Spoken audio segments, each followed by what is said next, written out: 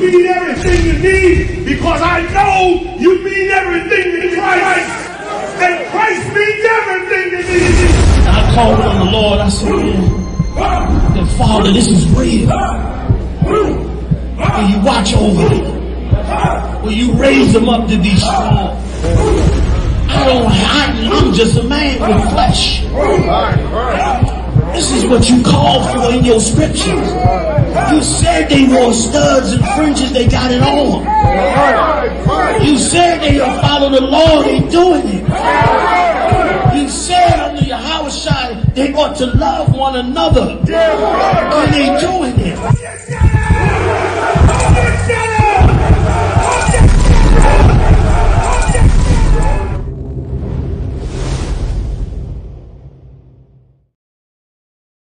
We're in front of the Israeli School, Universal Practical Knowledge, the Philadelphia Division, here at 3226 Cheltenham Avenue in Philadelphia. We're standing in front of the school right now, getting a description of the 12 tribe sign that's been painted by one of the brothers that was in the school: Judah, Benjamin, Levi, Simeon, Zebulun, Ephraim, Manasseh, Gad, Reuben, Naphtali, Asher, and Issachar. Those are the 12 tribes of Israel.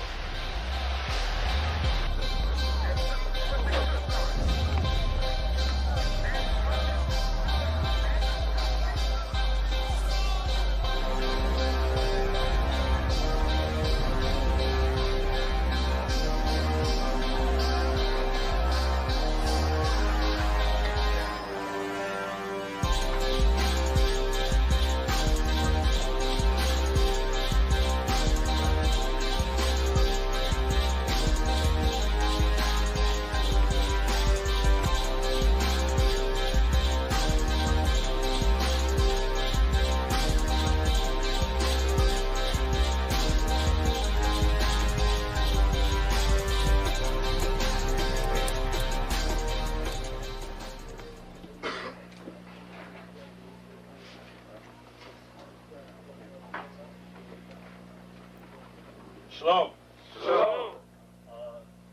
You've been waiting for this day, so this day has finally come. A lot of you have been wondering where this knowledge that you've been hearing is coming from, and the powerful truth that you've been hearing, how this was established. Well, we finally were able to arrange for the priests to come down from New York and spend some time with us.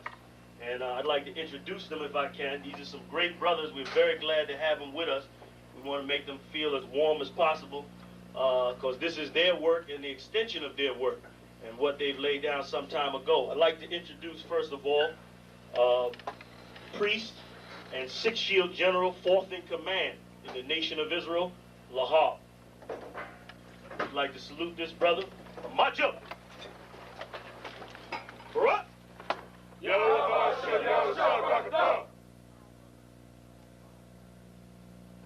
Yeshabiam, which means sit. And I'm going to turn it over now to Priest General Lahab. Water, brother.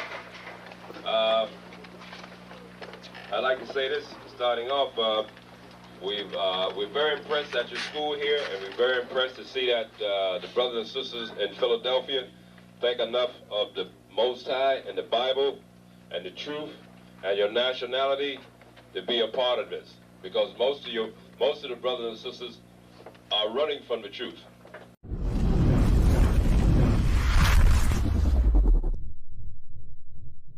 Shalom, Israel. It's time to come get your full dose of truth for the week. You got Mondays, history class, taught by Officer 500 Shariwan and Officer 500 Ahabawan. 7 to 9 p.m. Eastern Standard Time. Tuesday, you got Word to the Unwise podcast from 6 to 7 p.m. Followed by the main event, Captain and Priest Hadaryah teaching scripture breakdown, the Bible like you never heard it before. 7 to 9 p.m. Eastern Standard. Wednesday, we got Priest and Officer 1000 Awaja teaching you all about the law. Tune in. 7 to 9 p.m. Eastern Standard Time.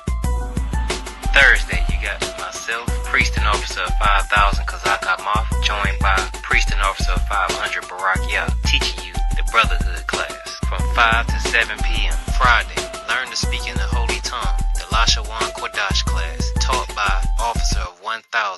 top. 7 to 9 p.m. Eastern Standard Time. Hey, listen, brothers and sisters, man.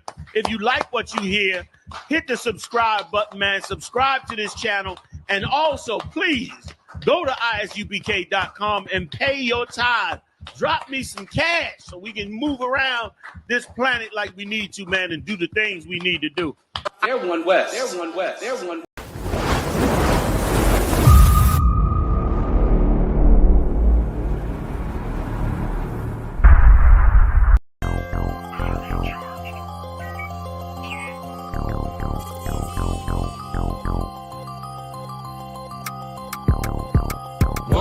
One West, that's who we are, nigga. One West, so who is y'all, nigga? One West, we want it all, nigga. That's who we are, nigga. So who is y'all, nigga? One West, that's who we are, nigga. One West, so who is y'all, niggas? One West, we want it all, nigga. That's who we are, nigga. So who is y'all, niggas?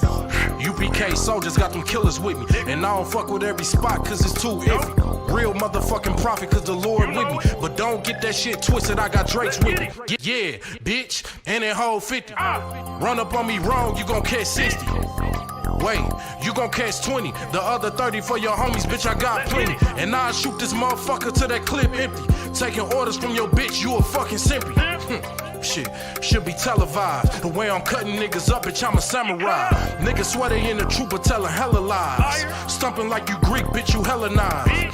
The revolution gon' be televised, and what I see in my vision gon' leave you petrified. One West, that's who we are, nigga. One West, so who is y'all, nigga? One West, we want it all, nigga. That's who we are, nigga. So who is y'all, nigga? One West, that's who we are, nigga. One West, so who is y'all, niggas? One West, we want it all, nigga. That's who we are, nigga. So who is y'all, niggas? UPK soldiers lead cowards and awe. So fuck a gas stop, I came with 6 pumps in my car. My niggas ready to swing, we like kids at the park. So touch a chair around this bitch and we breaking your jaw. They think we Christian, but we not. Nothing about us is soft. I don't know what you niggas on, but that shit get you off. We booted up, we came to take zones for real. Black 40 under my garment, I be dressed to kill. Fourth dimension sitting linger, I be fresh for real. Putting scripts on your corners, but these here ain't pills. We rock covers, you official if you know those drills. Bread and water, you official if you know those meals. Yeah, you niggas soldiers get rolled over. You got police in your pocket, I got a judge in my holster. Oppressors out to get us, so remain sober. Or be chained to them chains till there's nothing that remains of us. A cult leader like Christ, we got the same culture. I bang on them, tell my enemies the reign's over. I up the sig and keep pulling like a chain smoker. The game ain't changed, One West stayed the same on them. One West, that's who we are, nigga. One West, so who is y'all, nigga? One West, we want it all, nigga. That's who we are, nigga. So who is y'all, nigga? One West, that's who we are, nigga. One West, so who is y'all, niggas? One West, we want it all, nigga. That's who we are, nigga. So who is y'all, niggas? Niggas talking prophets, yeah, we got plenty. We the reason why it's Israelites around the city. Call Kazak, tells the rock, bring Shamar out. We about to slide on them, see what niggas talking about.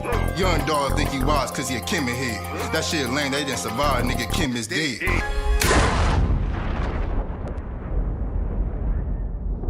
Where I'm from, little nigga, is a dirty game. I pledge allegiance to Yahweh, bitch, I'm UPK. Huh, nigga, let's talk bodies. Set up on your corner, wake up everybody. Big priest, until I'm dead deceased. The mission is complete until you're off the street. So y'all on the internet, stumping down the street. But take the poor and the weak.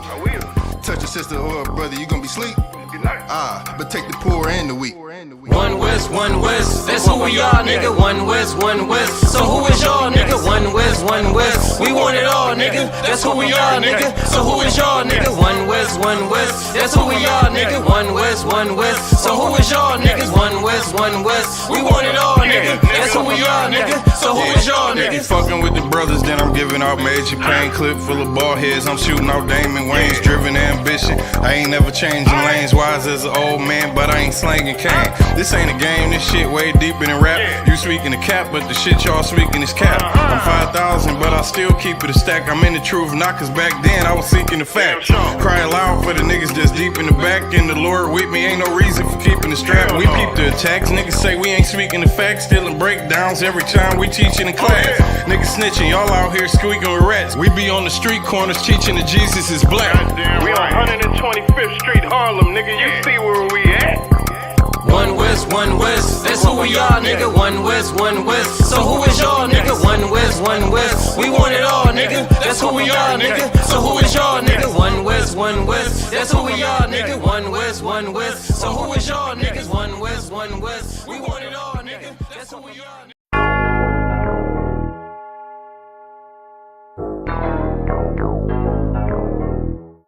Ironic. You know the truth is the truth, that's all I know.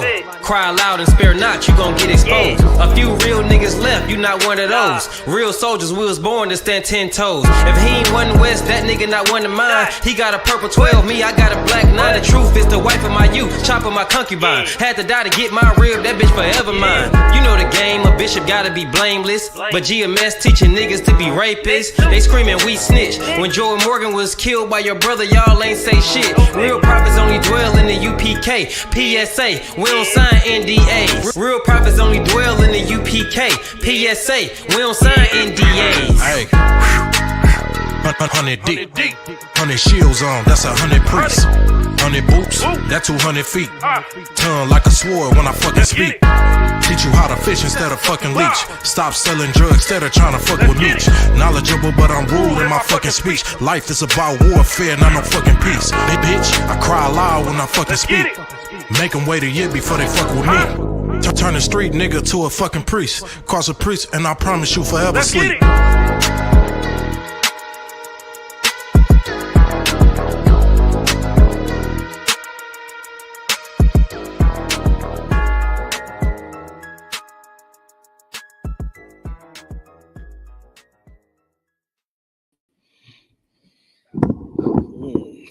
Shalom, Israel. Can you hear me, sir? Khan, can you hear me okay? Khan, out of one Khan, sir. Khan, out of one Khan. Israel. All right, Shalom, Israel. Yabashim Shabrak. Oh, you can hear me okay? Or am I lagging? Khan, I can hear you great. Okay, Khan. Want me to get it kicking off, or you got it? Yeah, I got it. Shalom, Israel. Yabashim Shabrak Thumb. All the brothers, Yahweh Shema Thumb, Hashim Yashad, all the sisters. All right, we got Priest and Officer 500 Ahabawan with us. Myself, Shariwan, teaching another Monday night history class. All right, we got some good information today. And Salaki Ahabawan, I want to get right into it. We got a lot of information. All right, a lot of information, a lot of good information. You know what I mean? And so, brothers and sisters, again, if you're watching, like, share, subscribe. All right. Make sure you hit that share button, share the class. All right. Let's get to it, Abuan. Let's go. Where you want me to start at? Well, the name of the class is Cointelpro, Christianity and Your Beliefs. Right. So what we're gonna pull out today is some things where those other people infiltrated groups that our people started off. Not saying that these groups were in the truth, not saying these groups were teaching the truth, but they were trying to unite black people the best way that they knew how. They were trying to unite black people the best way that they knew how at the time. Now that we got the truth, Commander General Yohanan done push this truth in the earth. Now we understand how we have to unite black folk. So, sir, where you want to get started at? Yeah, if you could grab that scripture of beware of false prophets when Christ said that in the book of Matthew, because again, this is a history class, and there's a lot of things that we can learn from history. You know what I mean? Like the book of Ecclesiastes says, there's no new man under the sun, meaning that the spirits that are here on earth, they're constantly recycling. You know what I mean? There's a saying that says history repeats itself. And there's a lot of things that we can learn from history. We see history repeat itself time and time again. And, history can shed a lot of knowledge for us to really help us navigate this earth. The Bible says that that knowledge shall be the stability of thy times. Damn right. You know what I mean? Knowledge will help you be stable here in 2025 when there is so much instability. You got all this LGBT alphabet community group out here. You got 100 different Israelite groups, 40,000 different Christian denominations. You got all these different denominations in the Islamic church or faith, whatever you want to call it. There is so much information out there. You know what I mean? Especially with the internet coming out here. You know, being the what do they call it? The age of what's that word? Something about the age of technology. Yeah.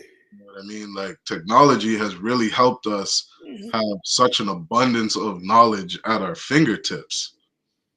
But one of the things that Blacks, Hispanics, and Indigenous people have always, you know, our oppressor has always had a fear of us learning and gaining is the knowledge of the Bible. You know, we see that historically in slavery where they were terrified of the Black man reading the Bible. Damn right.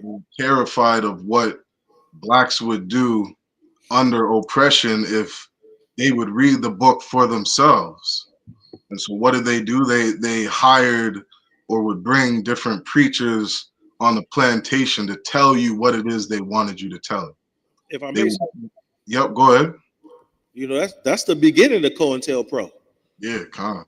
That's the beginning right there. When they started to bring those preachers in and teach you this slave Bible, right? When they started to do that, that's the start of it, right? Yep. Think about this.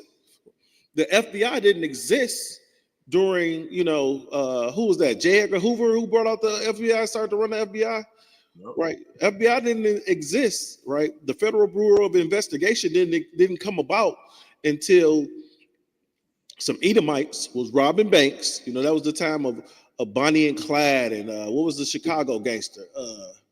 You know, all these big time Edomite gangsters that was, you know, Dillinger and all them, where they were running rampant with as far as robbing banks and doing all different type of crime.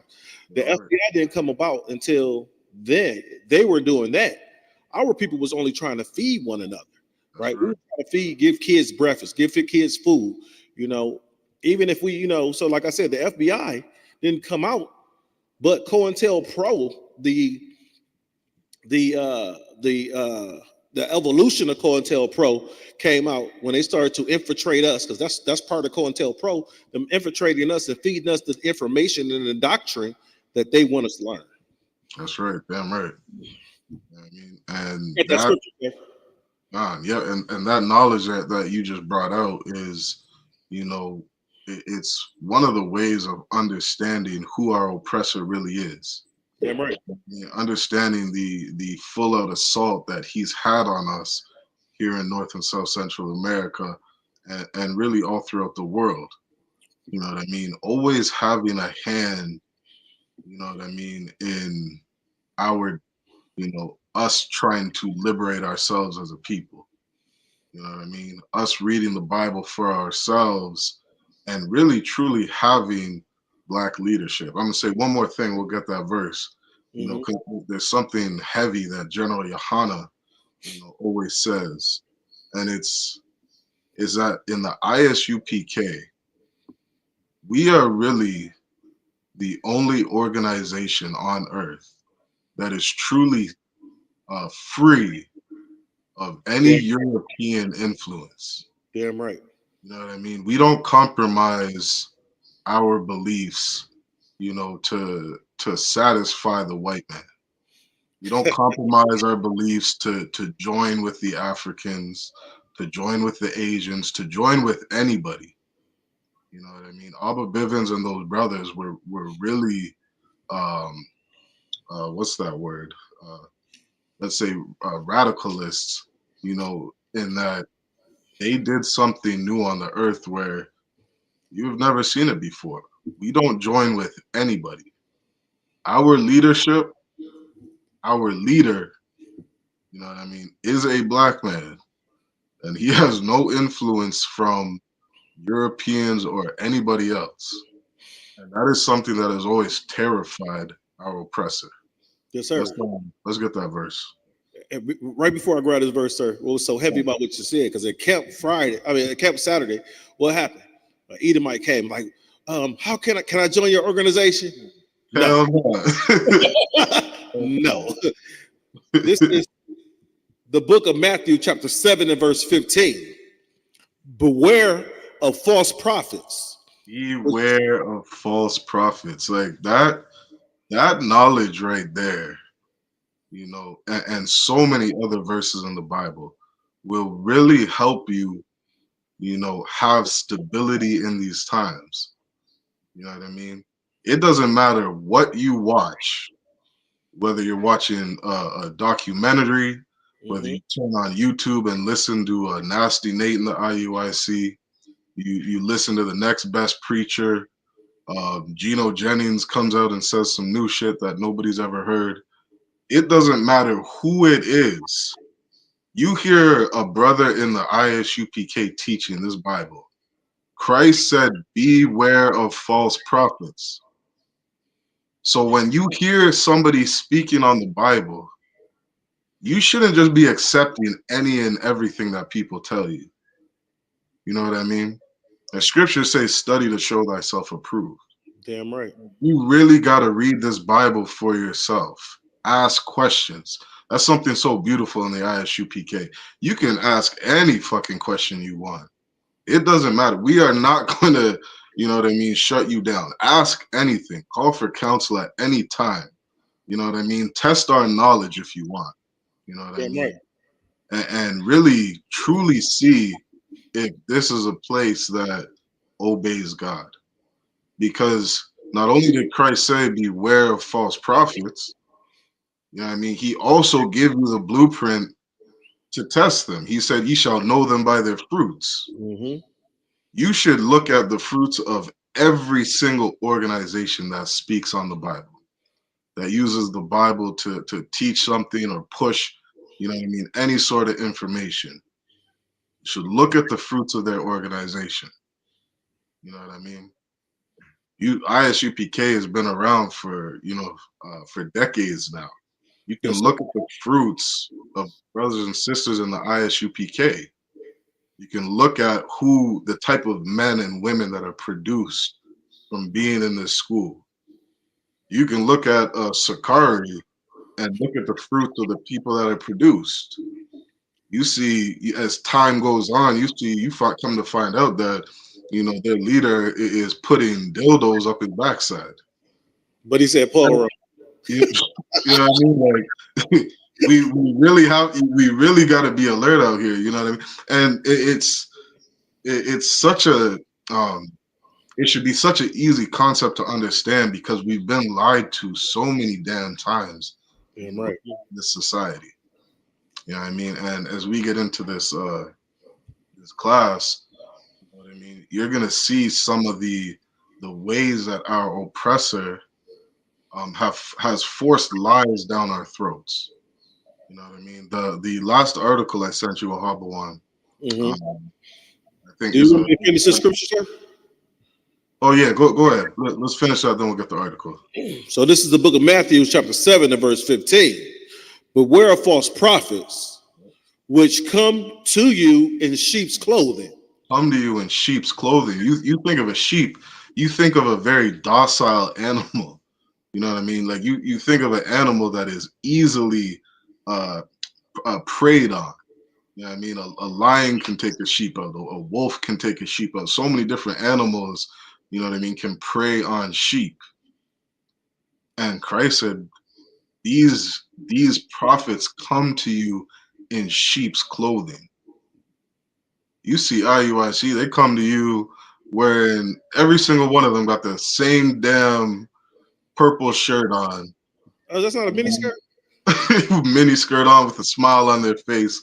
You know what I mean? You can't tell me those people don't look friendly. You can't tell me those people don't look docile. You can't tell me that this doesn't look like a group that is easily approachable. What's something they say that a man can only have one wife? That thing sounds good. You know what I mean? It sounds good that, you know, all of Africa, you know, can join with us. Everybody who has the same skin color as us can join with us. They're all the children of God. These things sound good. You know what I mean? There's things that have an appearance of being good. You know what I mean? They'll tell you that, we don't allow thugs and gangsters in our organization. You know what I mean? They'll tell you if you see somebody, resisting arrest, that they deserve to be shot by the police. Like this mindset, the mindset that they have is the same mindset of the people that have oppressed us. The same mindset of the things that they forced on our people to be docile. You know what I mean? To be in a certain way where, we're pleasing to everybody. And that's the exact thing that Christ said to beware of. Beware of them that come to you in sheep's clothing. Finish that verse. Con, sir. But inwardly, they are raving wolves. Inwardly, they are raving wolves. The IUIC is sending dick pictures to every, every LGBT, member in their organization. You should inwardly they're a wolf. Go ahead, Alvin. I say you should know them by their fruit. Yo, I mean, god damn. That's the scripture. That's not me. You don't know them by their fruit. You know what I mean? And it's not just the IUIC. It's every single organization, specifically Black, Hispanic, and Indigenous organization. Any people that we have ever looked up to in this kingdom, ever looked up to for, knowledge or guidance on how we should live, they are all inwardly ravening wolves. Mm-hmm. These preachers taking thousands of dollars out of your pocket for 20 years, and then after 20 years, you ask them for a pair of shoes, and they say, "Nah, we don't got shoes for you. We don't got a $10 pair of shoes for you. We can't help you." Sorry. You know what I mean? Like, inwardly, they are wolves. Inwardly, they're plotting to sleep with your wife. You know what I mean? They leave the church and they start smoking cigarettes. They leave the church and they start dressing like a whore in a strip club. You know what I mean? Like all the different things that go on inside the Christian church. And every organization that has ever fucking existed that we've ever seen in North America. You know what I mean? They always have some kind of deviancy that they try to hide on the inside. And in the ISUPK, what you're going to see is brothers who, we're not inwardly wolves. We are outwardly brothers who you fear. We're outwardly on that street, they're being loud and masculine as hell. You know what I mean? How many times have I seen videos putting a bitch in check? How many times have I seen videos like you brought out just this week, and this white boy comes up to us with his hands up. "Can I join you guys?" What do the brothers in the ISUPK say? "Fuck no, you can't join us." Are we inwardly wolves or are we outwardly wolves? You know what I mean? We outwardly wolves. We wolves on outside. We wolves on outside, sir. Yeah, right. And so, my thing is this was, if I may. Yeah, go ahead. Is that the scripture? That scripture you brought so heavy because it says, "Beware of false prophets." Right? They come as sheep. They come as sheep. The ISUBK not coming as sheep. We're not trying to be docile, right? Sure. We're not trying to. Christ was an austere man, and when Christ being an austere man, he wasn't coming at you docile like a weakling, like a chump. We're trying to bring our brothers and sisters into the truth, but at the same time, we don't come to you like, "Buddy, we're going to be your friend. We're going to hug you. We're going to gently bring you up." No, nigga, it's time to shed yourself of this world. Nigga, it's time to get all that, whatever it is that you're dealing with in this world. It's time to get that shit off you and grow up and be a man, right? Woman, it's time for you to put on some damn clothes and be a woman, right? That's how we come at you, right? That ain't wolves in sheep clothing. That's wolves. Yep. That's wolves. But I found a scripture, sir, that back up some of this Cointelpro, some of this inward operation, some of this, these sneak agendas that they got playing. And I wanted to spit it to you. Yeah, go ahead. Bring that up. This is Psalms chapter 10 and verse 8, right?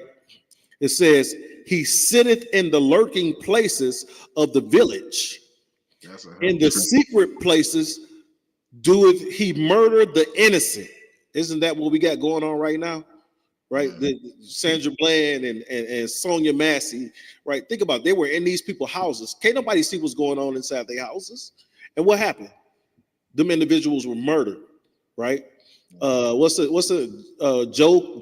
What's his name? The brother that was in his own house in his apartment.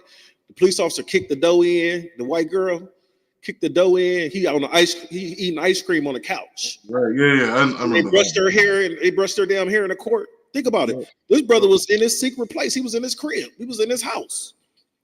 Right? Think about this is what the scriptures say about this oppressor we got. So it says his eyes are privately set against the poor. Right? Your SNAP benefits is shut off right now. Right? Our poor people. Now we do understand that it's more poor white people on SNAP than it is poor black folk. But understand is that guy that sit up the top of the United States, he believed he was attacking you. Right? He's on the assumption that according to American law, if martial law is brought out across the United States, an acting president does not have to be removed. He can sit in his place, right? So if he is able to, pull all the benefits and get these people to do things so he can push martial law, then he could be sitting in there like Putin and don't have to get out of the office, right? Right. Let me continue. Think about this, Rob. Think about this. You know what I mean? The Black Panther Party, it was started as, to help as a food program, getting lunches to kids inside of schools. Yes, sir. Like that was a people who, were in need of some assistance. And these bastards went in and destroyed the entire Black Panther party. Yes, sir. Even the Crips and Bloods started off as neighborhood organizations that helped the neighborhood. They weren't beefing against each other until the feds did what? Intervene. So the feds got involved. If you allow me to finish this, and I'll be done in a second. Go ahead. This is verse 9. He lieth in wait secretly as a lion in his den, and he lieth in wait to catch the poor. He catches the poor when he draws him into his net. Think about the things that he do to catch the poor. They pump, what's his name? Ronald Reagan pumped dope into our neighborhoods. And guess what? Allowed that the only job that the black man can have. He gave the black woman aid, told her to kick the black man out, won't get a black man a job, but yet still he's gonna pump dope into the neighborhood. We're pumping dope into the neighborhood. Guess what happened? Black man, you selling dope and you own dope. Yeah. Right? So he using that. That's his net. Not since you selling dope and you either selling dope or you own dope, right? So I catch you either for possession or I catch you for distributing. So if you own dope, I got you for possession. If you're selling dope, I got you for distribution. It's a lose-lose situation, right? Verse 10. He crouches and humbles himself. Think about what the white man does. He crouches and he humbles himself that the poor may fall by his strong ones. Look at ICE running up through your neighborhood. Right now, ICE is running up. I've never seen an ICE agent until recently, right? I've always heard of the border control and all that kind of stuff. Those type of individuals. I've heard it when what's his name? When the African was president, Obama. I heard of ICE, but I've never actually seen an ICE agent. I've been in Detroit my whole life. Right, I've never actually seen an ICE agent, right, or ICE agents until this administration here, sir. And all he's doing is attacking the poor. And my issue, one of the biggest issues, is that he's calling these individuals, these Latino brothers and sisters, these Mexican brothers and sisters, illegal aliens, when they're not. Technically, if you classify it, they're not illegal aliens. They're undocumented Americans, right? And I was trying to explain this to my sister the other day. I said, they're undocumented Americans. I said, if you lose your birth certificate, right, and lose your credit card, now you can't get a birth certificate, right, because you got to order it. Now you can't get a birth certificate. Now you lost your birth certificate. You lost your credit card. You can't find your credit card. You can't order a birth certificate. You are considered an undocumented individual in America. Your ass, ICE can take your ass up out of here too. I digress. That's heavy. That's such a heavy precept. You know, you've been forcing me to get my precept game up a little bit. I was like, I got one for him today. I got a couple. No, that was such a heavy precept. I'm gonna give you that one first. God. But let's jump into that article, that last one that I sent you. Kind, sir. Yeah, I mean, and again, what did you? If I may, sir. Yeah, go ahead. Can you see the comments, or do I need to hit the computer? Let me see. We got a lot of people checking in. Comments. Yeah, Con, I got the comments. So we got Nadabar checking in. Robert Tucker. Tuck. How you doing? Shalom Lord Christ. Yep. Aisha Banath. Shah. Princess Nawar. Shalom, sis. Shalom, sis. That's all we got right now? Yeah, Yabashim Shabak Thumb, Yashma Thumb Bashim Chai. And Robert Tucker said, thanks for your live class. Jesus is God. All right, we won't answer that right now. Okay. Don't put that. Let's get to the topic. But Thawada, you know what I mean? Thawada means thank you in the Hebrew, Robert. You know what I mean? I appreciate you coming into the classes. What you want to do, Robert, come in on Tuesday, all right? Come in on Tuesday, ask your questions. If you feel like, you know, you want to challenge some of the things we teach, Tuesday is probably a better class for you to do that. Now, if you want to, sir, good. We can, you know, we're diverse enough to go ahead and answer that Jesus is God. But if Robert, if you're just looking to get some more learning, some more education, what's your nationality, Robert? Ethnicity? Yeah, we'll leave him be Abawan. All right. Coming in on all the classes. But, I got that article, sir. Yeah, let's get that. This is the American crime case, number 42, Cointelpro. The FBI targets the Black freedom struggle from 1956 to 1971. Bob Arvagan, God damn, that's a bold. Arvagan, you see that name, has written one of the three things that has to happen in order for there to be the real and lasting change for the better. People have to fully confront the actual history of this country and its role in the world up to today, and the terrible consequence of this,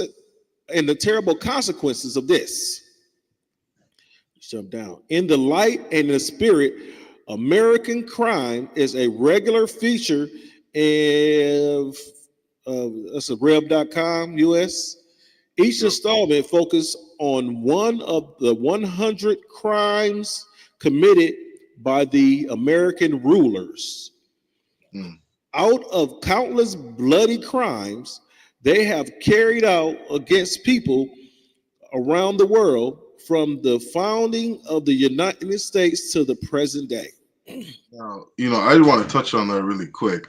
Please. Because they, you know, as J. Edgar Hoover, as all the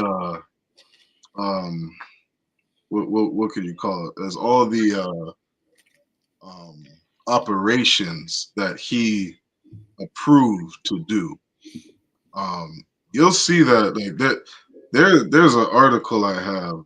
I have the actual newspapers where originally he was found out to he had committed like 100 burglaries, unlawful burglaries. Yeah.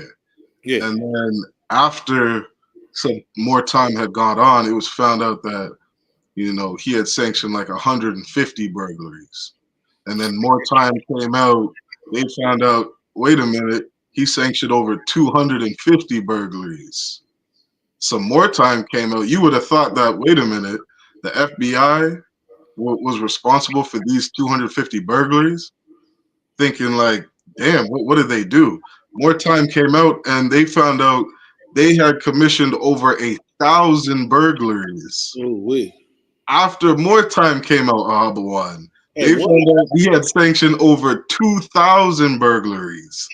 Like, I don't think people really understand, you know, the level of evils that the FBI has committed. Not just that, sir, but people don't understand the cover up that go on with them committing these crimes. Think about it. It's regulated that he gave he committed 5-10 burglaries. Mhm. Now it's about 2,000. Yeah. Really, it's probably about 10,000, right? Because in the early days of the school, the FBI ran up in the school. I don't know if you heard that story. No, lie, I didn't hear that Early one. days of the Detroit school, the feds, the government ran up into the school, kicked the door in, ran up in there and went in there and took out items that didn't belong to them, belonged to the individuals that was at the school. And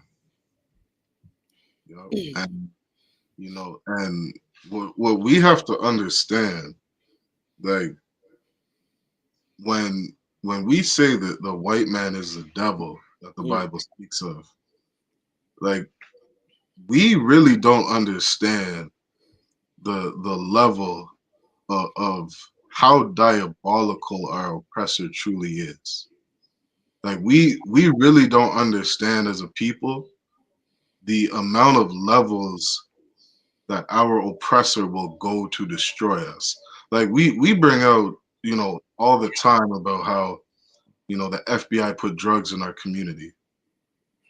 Do you like I don't think people could truly understand the level of psychology that would go behind a people willing to, do something that they define as illegal. They define as a criminal offense. They'll define and depict us as, thugs and gangsters and killers, murderers, deadbeat fathers and our sisters are whores and this and that. They'll portray us in such a light. And it's like, wait a minute. They're the ones who put these drugs here. You know what I mean? They're the ones who literally had a plan to get adults addicted to crack cocaine. Who put together a plan to destroy families. Damn right. If I may, sir, I just want to ask one question. Who invented crack? Right. Right? Because I asked that question, and I'll give people time to answer that question. Crack cocaine wasn't invented in the inner city, right? Who and where was crack invented? I'll give you a hint. The year was 1971. Yeah, it's so diabolical. There's a sister.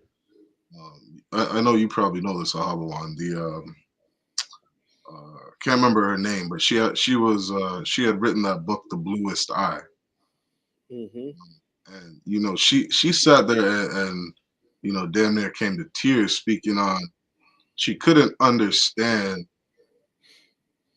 how a white mother of kids could actually set a school bus on fire that had black children in the bus. Like she couldn't understand how a mother could actually do something like that. Not just a mother, like these are mothers. This is a riot of white women who are setting a school bus on fire full of black kids. And she's trying to scratch her head like, how the fuck could somebody do something like this? You know what I mean? Like she can't understand the level of hatred that somebody has because she's such a compassionate woman. Blacks, Hispanics, and Indigenous, we're such compassionate people that we can't understand the level of evils that a person is willing to do. And because of that block that we have, like it is really hard to understand how you could give like crack rocks to, you know, somebody's father, somebody's mother. You know what I mean? Knowing this is going to destroy their family. You know what I mean? Knowing that putting this inside of a community, you know, who's impoverished by their own government, you know, putting these poor conditions by their own government is further going to do things to destroy this community. Like they've really done some evil to our people. There's so much abuse that they have done to our people. It's really hard to understand, you know, the extents that they're willing to go to. But let's keep reading. Real quick, sir. I stand corrected. It wasn't 1971. It was 1972, and there was a UCLA doctor, right, and scientist by the name of Robert K. Siegel. Right. Right. So that's when crack cocaine started to hit your neighborhood. Now, understand this: if you watch some of these movies about these gangsters or series about these gangsters, they'll tell you it started off in California, and then it got pushed throughout the United States. Yep. So I got the rest of that. You ready? Yep. Right. It says from 1956 to 1971, the FBI operated a covert illegal program that targeted the system's political opponents in the United States. The program Cointelpro for counterintelligence program. Doesn't that sound like an oxymoron? Right. Was used to infiltrate, harass, disrupt, smear, and murder or destroy individuals of organizations. COINTELPRO targeted the Black Civil Rights and Liberation Movement, communist, socialist, nationalist, independent movement, the left wing, studies radical and anti-war movements, and gay rights and environment activists. Right. Now think about this, right? We're in 2025, and every single goddamn year, you know, we're gonna hear about Martin Luther King Day. This was a man who was a part of civil rights, the civil rights activists. You know what I mean? And he is one of many of the Black civil rights activists that the FBI targets. Now, you really got to ask yourself, what was the FBI able to accomplish? And why was it so important for them to infiltrate Black civil rights activists and movements? Like, civil rights is a movement where Blacks are fighting for rights. Civil rights. Civil. It's like civility. Can I look up the definition of civil? Yeah, go ahead. Hey Siri, define civil. Civil, relating to ordinary citizens and their concerns, as distinct from military and ecclesiastical matters. Right? Relating to private. Oh crap, it jumped. I mean, that's too wild. Like you fighting to just be a regular citizen, a regular civilian. A civilian. Like that's what these movements were about. You're just trying to be like an everyday civilian.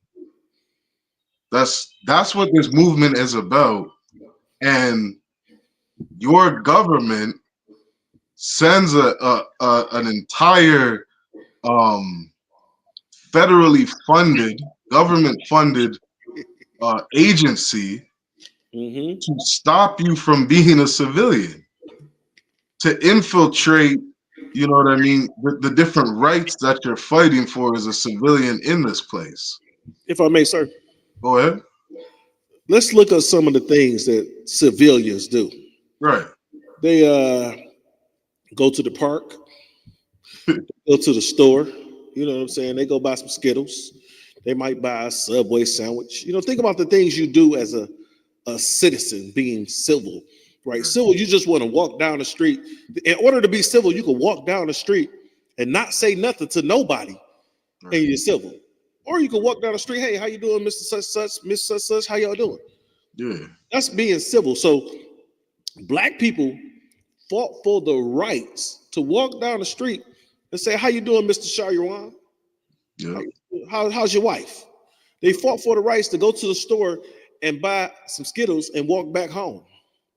They fought for the rights to get a Subway sandwich. Think about the simple things to be civil, right? Now you got to look at why did they fight for those rights and why did we want those rights? Because guess what? I can't walk down the street and say, how you doing, Mr. Shariwan, Officer Shariwan, how your ribs doing? I can't walk down the street and do that because as soon as I lift my hand up, he got a gun. Right. I can't ask the police for help because guess what? He got a gun. Right. Right. And guess what? They immediately unalive me. I can't drive down the street. Think about driving with my wife and my child. I can't ride with my wife and my child, right? And get pulled over by the police, right? Because they're going to act uncivil.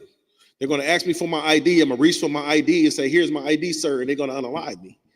Think about it. I can't call the police and say, your wife cannot, your rib cannot call the police and say, hey, I think it's somebody in my backyard trying to climb through my window, because when the police get there, they're going to unalive her. Right. Right? Think about the thing. Your 12-year-old son cannot play, being civil, playing in the park. Your 12-year-old son cannot play in the park in Chicago without the police pulling up and unaliving him. Right? That's just being civil. Those are the things you do being civil. Right? I can't go get a Subway sandwich and walk through my ribs garage, and take it into the house because now I'm in the upscale neighborhood and I'm breaking into the house and you get unalived. Think about the things that black people get unalived for, and you say, that's not civil. It don't sound civil to me. What about you, sir? Hell no. Look, we right here at 12355 Gratiot Avenue. Think about what's going on, right? Gratiot Avenue, anybody that lives in the city of Detroit know that Gratiot Avenue has been a goddamn raceway, a drag strip from downtown to 8 Mile. You see how these individuals drive up Gratiot? Yep.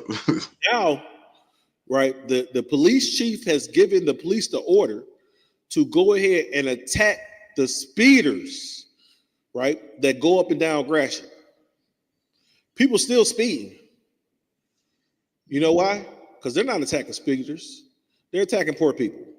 Right? Because think about this. Just last, about 4 or 5 Saturdays ago, we was here and you seen a bunch of Edomites on little motorcycles and mini bikes and all that kind of stuff going up, doing wheelies up Gratiot.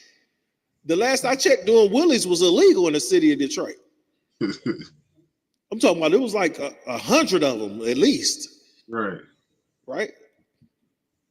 But they can do wheelies up Gratiot, but I can't walk to the store, right? This pigment.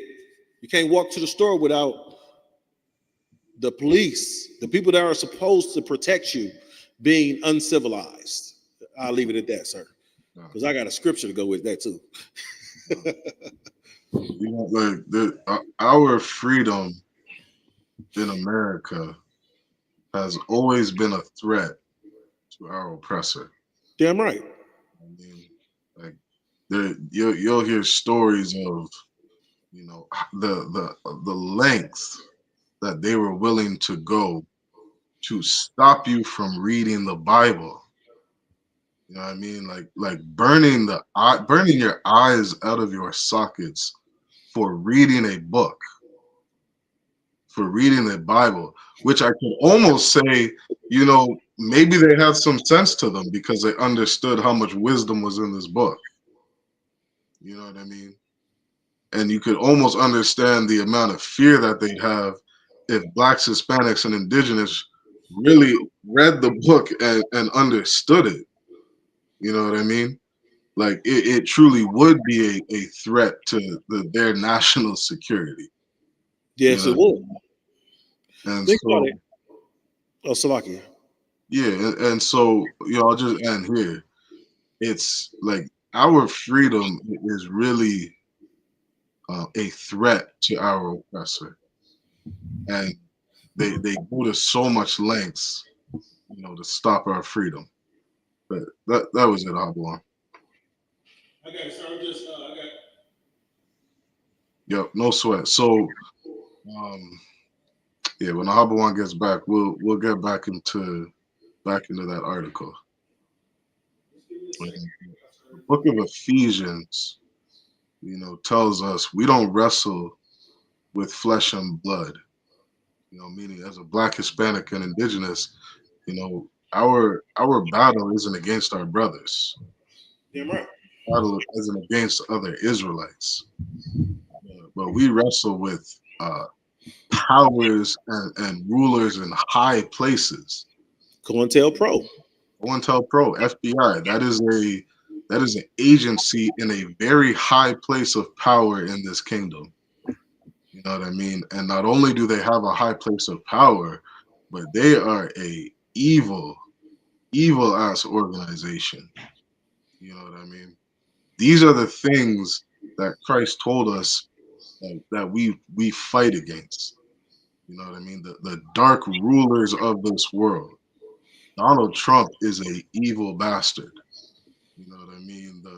Every political party that has ever ruled, over North and South Central America is a evil ass party. You know what I mean? Like these are the people that we fight against. I sometimes I hear brothers say that, they got their freedom in Jamaica. It's like no, they don't. The Jamaicans, they answer to the UK Privy Council. How does a nation of people, living over in Europe, have the final say when it comes to law in Jamaica? In 2025, you still run by your oppressor. Yes, sir. Me watching Elephant Man, go to the UK Privy Council for his murder charges. It's like, what are we doing here? Got a bunch of white people sitting in suit and ties, making decisions for the country of Jamaica, where you see nothing but Black people. If I may, sir. Go ahead. I want to get back to the article, but I want to bring something out, and I want to see if you notice what I noticed. Right here at this end of this last paragraph, it says, "Cointelpro targets the Black civil rights and liberation movements, communists, socialists, nationalists, independent movements, the left wing, and gay rights and the environmentalist activists." Right. So that's what Cointelpro targets. You tell me, because it only sounds like to me that Cointelpro only targeted one group. When they gonna get to the rest of them? You see what I'm saying? Let's jump to the in that article. Pulling it up, Slack. I'm on my phone. If you jump down to the very last paragraph, let me see. No, you passing up a lot of good stuff. The targeting the Panthers, the Los Angeles FBI sent to Hoover. Slack.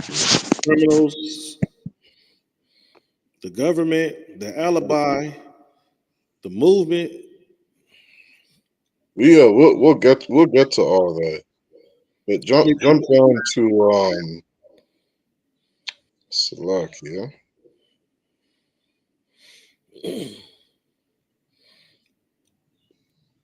The real motive.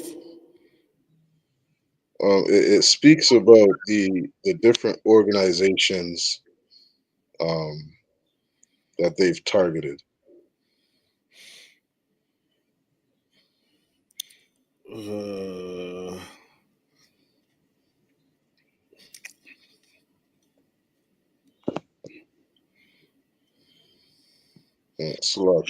see targeting the Panthers. Right before that, they got targeted Malcolm X.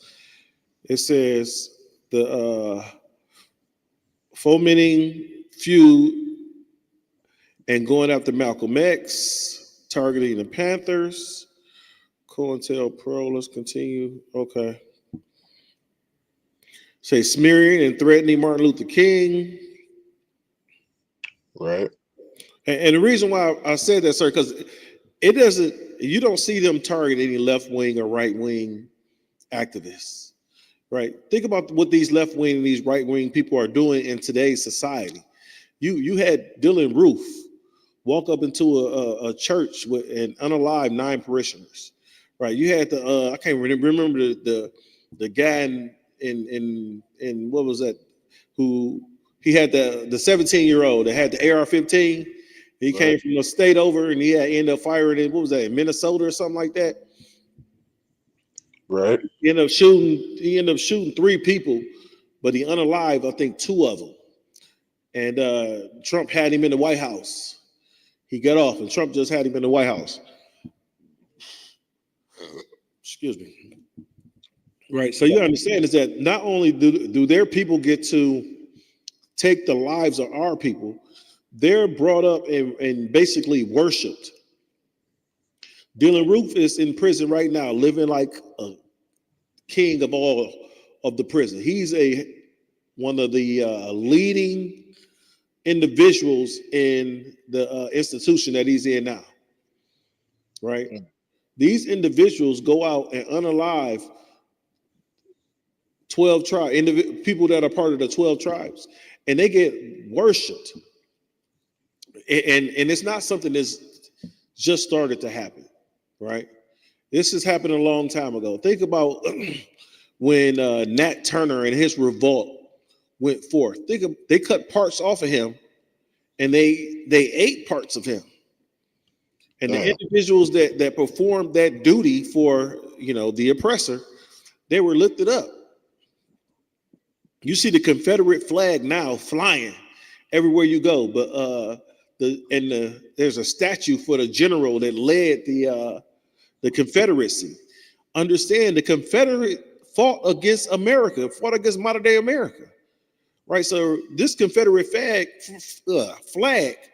the Confederate flag is if you're an American, if you're a true red-blooded American, when you see that Confederate flag, you should despise it because it fought against what's going on in this nation right now that you so love, right? It opposed it. You should be, anything that you should oppose them the way you did, the way you opposed the Japanese during the bombing of Pearl Harbor.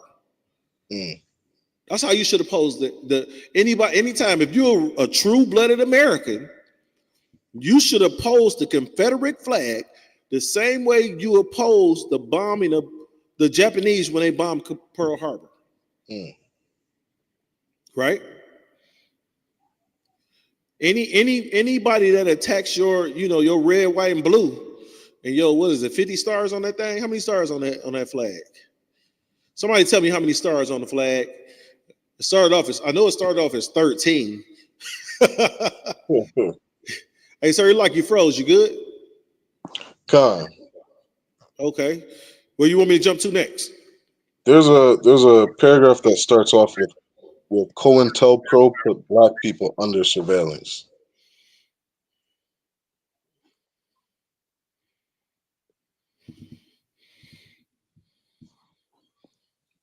It speaks about. It says, I got it here. Yep.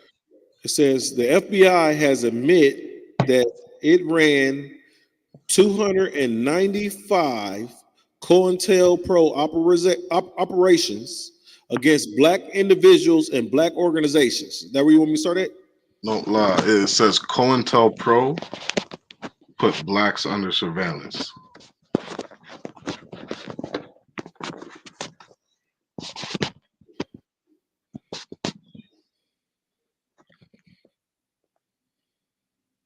Shoot, I messed my camera up. I mean, because there's like the amount of links that you say you got it. I got it, sir. It says Cointelpro put blacks under surveillance everywhere. There you go. See, read that again. Cointelpro put blacks people under surveillance everywhere. Now, this is some documented history. You know what I mean? And it's something that that we should understand. How far that they're willing to go. You know what I mean? Where they're willing to infiltrate, because that's one of their motives, was specifically to infiltrate. Right? Go ahead. Their stores, churches, classrooms, libraries, bars, and restaurants and settlement houses. Black students were particularly targeted for surveillance, and informers were sent into every college to watch all activists. Now, now think about that. You're at school. You know what I mean? You're at college. The FBI is watching you. Streets is watching. You're inside a church. The FBI has, and not just watched, it said infiltrated. You know what I mean? Like, think about this.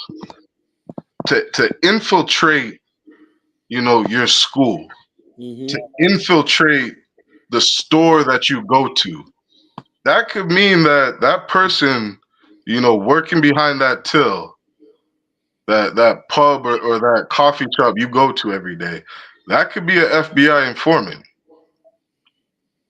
You go inside your church, that preacher, that pastor sitting up on the pulpit, that could be an FBI informant. Damn right. They have some special guests coming to your church that day. How do you know that is not the FBI? This isn't some conspiracy theorist. This is like a documented fact of looking at the history of what this COINTELPRO did. So happy. Go ahead. That goes back to the scripture, that Psalms 10 and 8, right? It says, he sitteth in the lurking places of the village, right? Mm-hmm. He sitteth in the lurking places of the village. In the secret places doeth he murder the innocent. His eyes were privily set against the poor. Think about this. He's sitting there, like you said, COINTELPRO, he's sitting there, right? Not only is he lurking, but he's also sending ops. Right? That's how the young folk call it ops, right? Right. It's sending ops in to infiltrate whatever movement that you got going on. Now, what we never asked ourselves is, why would the government try to infiltrate black people, the poorest people in the United States? Right? Yeah. We think about this. We don't have a military to fight back with them. We don't have any policing arranging to protect us against the oppressors' policing. So we don't have a military to protect us against the oppressors' military, right? We don't have, the scriptures even say that our gates are languished, right? Our gates are languished. So the scriptures say how we're broken down we are. This oppressor understands how broken down we are, right? And the thing about it is that the oppressor is a sore winner. Right. Think about this. If we just say the roles were reversed, we were on top. After we beat this person down, what we do? We get up. All right. We hold them down. Police come get them. Get out the way. The oppressor doesn't want that. Right. What they want to do is they want to Emmett Till you. They want to Emmett Till you, not because you whistled at his woman. They want to Emmett Till you because he believes that you whistled at his woman. Right. At the end of the day, it was said that Emmett Till did not catcall that lady. Sure. You see, I'm keeping my composure. Right. So, and then not only that, they were the individuals that unalived Emmett Till were released. And then we're paid to write a book, right? These are the things that your oppressor do to you, and you want to hold hand in hand. Think about what we're seeing at camp, right? We got our people holding hand in hand with their oppressor, right? protesting against a black woman. Mm-hmm. Right, protesting against a black woman that didn't do anything but what the law allowed her to do. Mm-hmm. Not to say that the law allows you to do things legal, because slavery was once legal. Right. It's we just had a young brother at what's that, Mississippi Delta University, that was according to the police in that area, said they said he unalived himself. Right. But the autopsy showed, the parents did an autopsy, and it showed that both his arms and his legs were broken. Right. I've never known for someone to be able to unalive themselves with their limbs being broken, let alone stand up.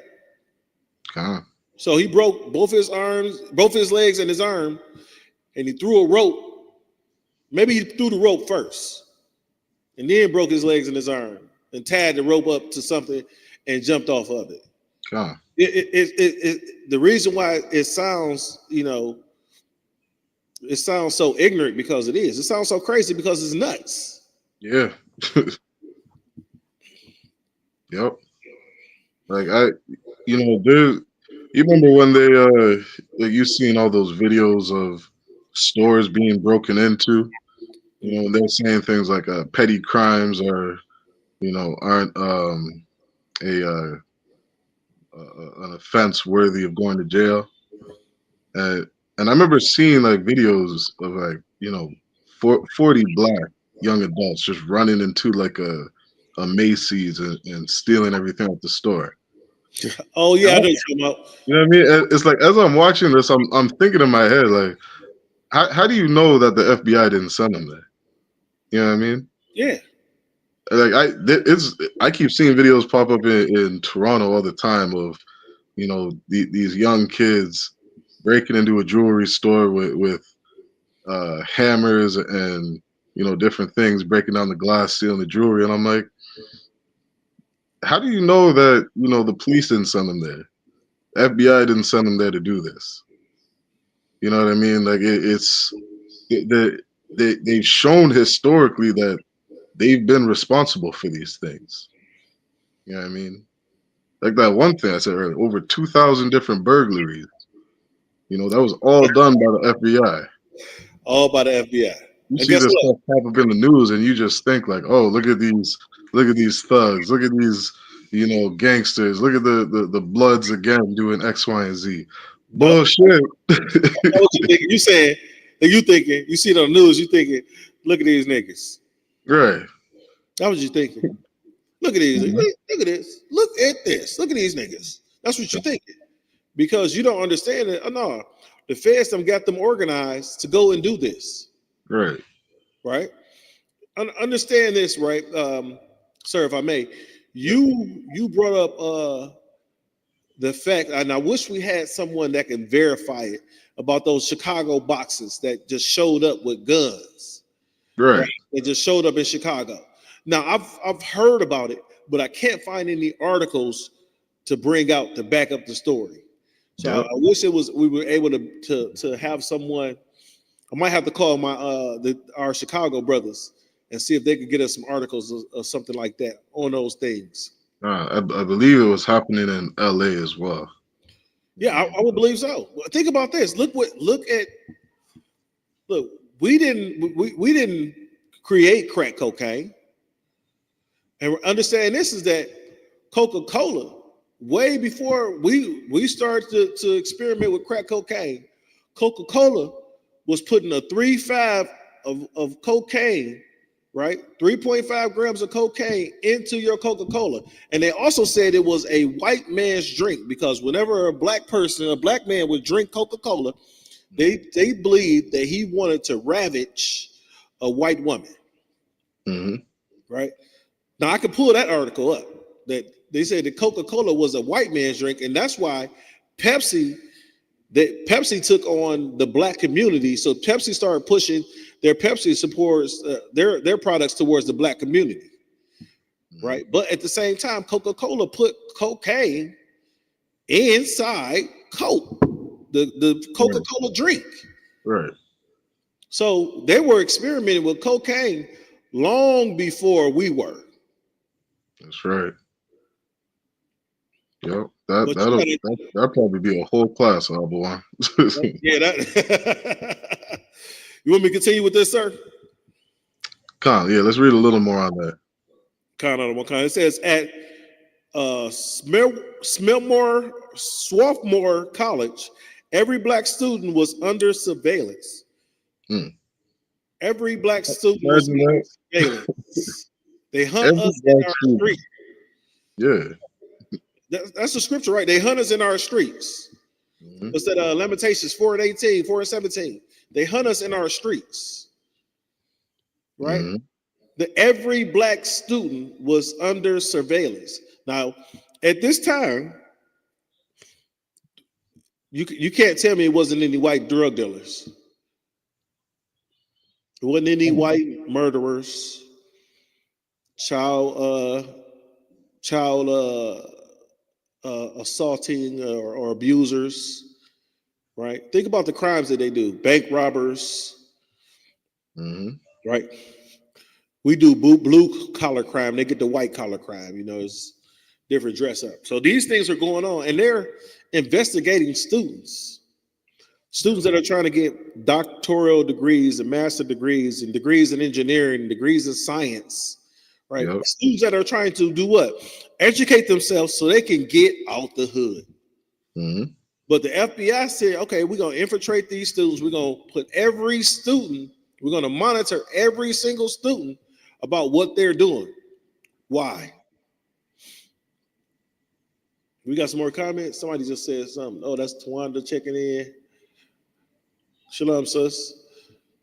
Yeah, think about this, Arbon, right? Yes, sir.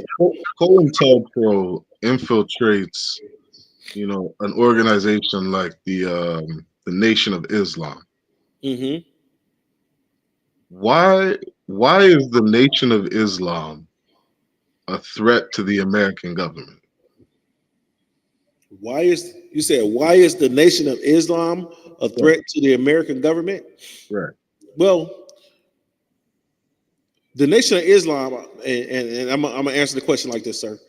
The Nation of Islam is more of a threat to the black community than it is to the American government.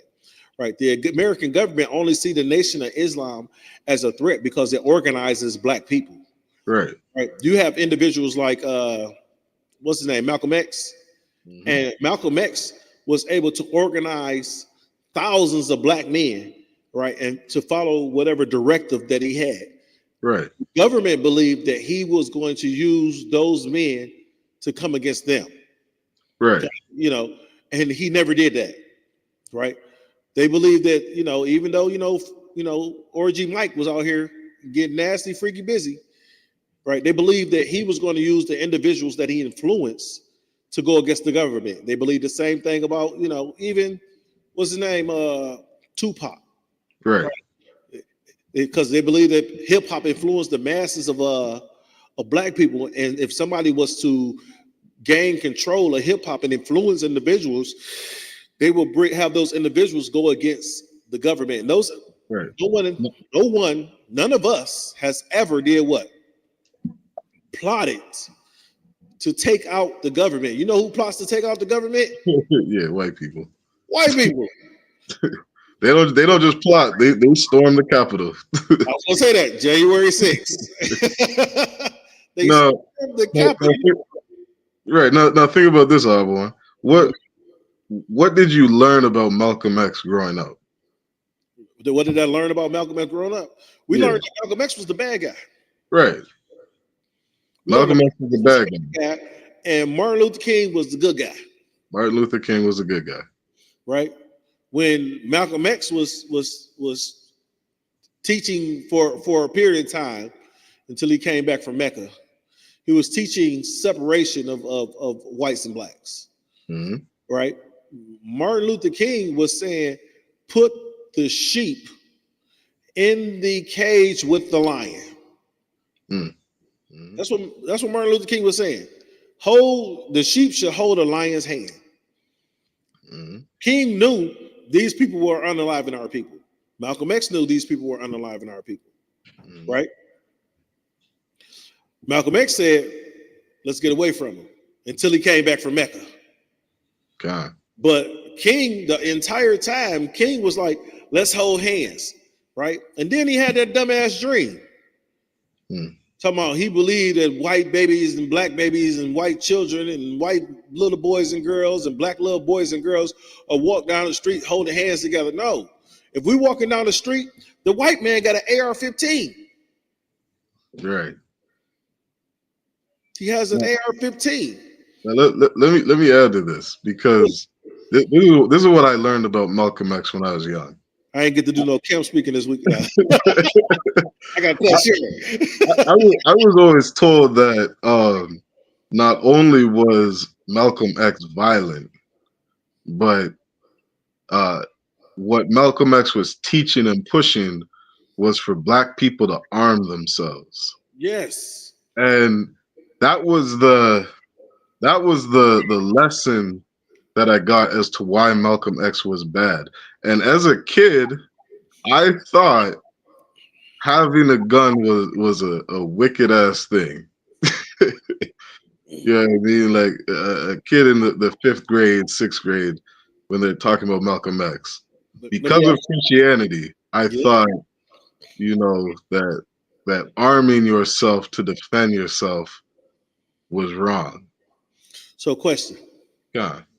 Do you think that having a dog is wrong? Hell no.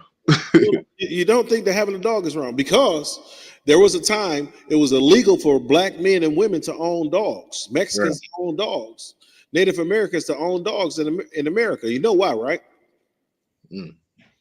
Why would it be illegal for, you know, the 12 tribes to own a dog? What do dogs do? Dogs alert you if someone is coming. Right. Right? You can, even the smallest dog, you can have a little small noisemaker. That's what I call the small dogs.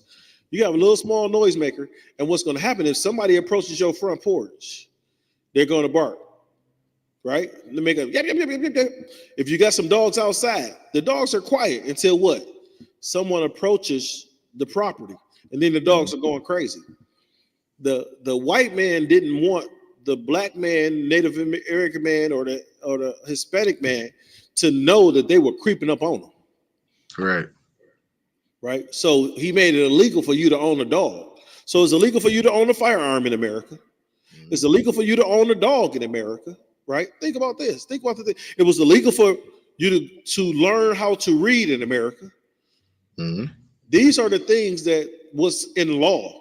Black man, Native American man, Hispanic man. Right.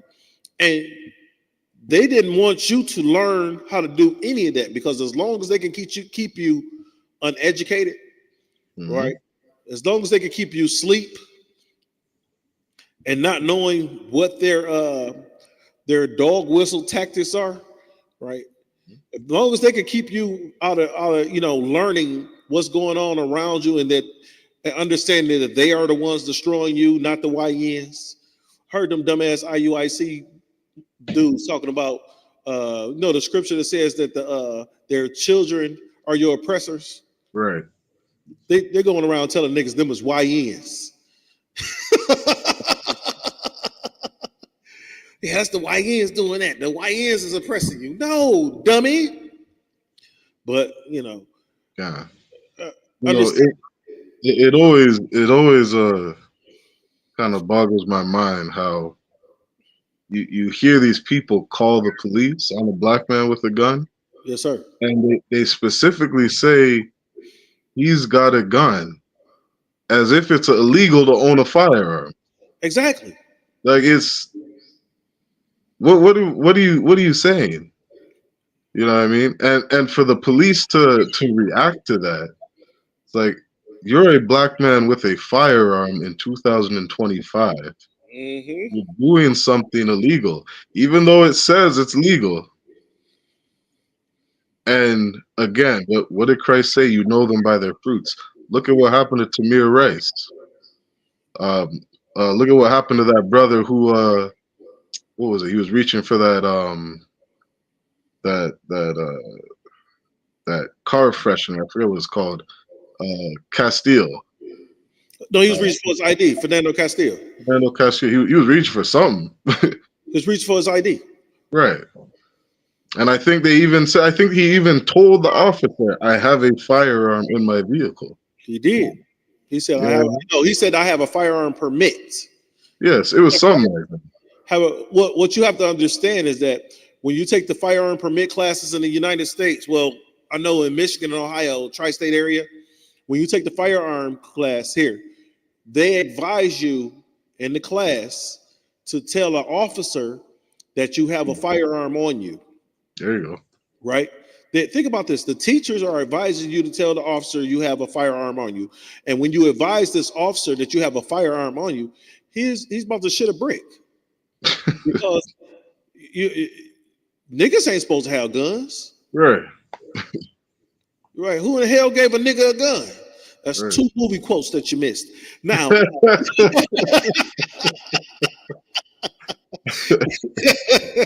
but think about it. So once that little Willie White officer understood that this nigga had a gun, right? Yeah. He must be reaching. Even though he asked Fernando Castillo for his ID, he's like, "Oh, I gotta shoot him. Right. I gotta shoot him because he's a nigga with a gun. Yeah. Niggas ain't supposed to have guns. Yeah. Right? We were in the first black police officers were in Atlanta. First black police officers. Right? 2 things these black police officers could not do. One was they could not have a gun. Right? 2 was they couldn't arrest white people. Right. So you a cop and you can't arrest white people because you're a black police officer. Right. Immediately, I'd have said what the NWA has said for a long time: the police. It's an F word in front of that. F the police. That's what I would have said. Right. So if it was more criminal for a black police officer to arrest a white person, right, in Atlanta at that time than it was for the white person to commit a crime. Right. During World War II, and folks, if y'all don't believe it, these are things we brought up in class before. And the reason why we do this is because Cointelpro was a government agenda. So what other government agendas do they have against your black ass that you don't understand? Right? Mm-hmm.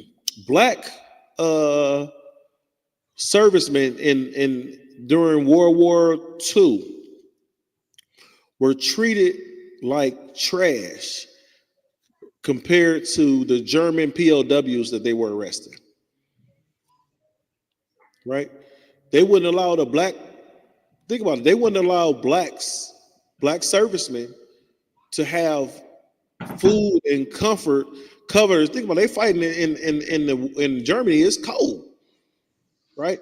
They were taking the covers and the comforters to heat themselves and giving it to the white POWs before they were giving it to their black counterparters. Right? To your black counterpart. What I want to bring out, sir, is the GI Bill. Have you heard of the GI Bill? No lie. So the GI Bill was when an individual would fight for the United States, now is served for the United States in one of the military groups, you get a GI Bill that help you get pay for education. You get veterans discount in like housing and stuff like that, or right. You get certain kind of loans to get housing. So that was one of the recruiting devices that they used to get blacks to join up with the with the armed forces. Those people went over to war and came back and didn't receive any of those benefits. They came over here, and a lot of people stay in certain areas because it was better for them to stay overseas than it was to come back home. The conditions were better for them in their mind. Their conditions were better for them to stay overseas than it was for them to come back to Jim Crow America. Mm-hmm.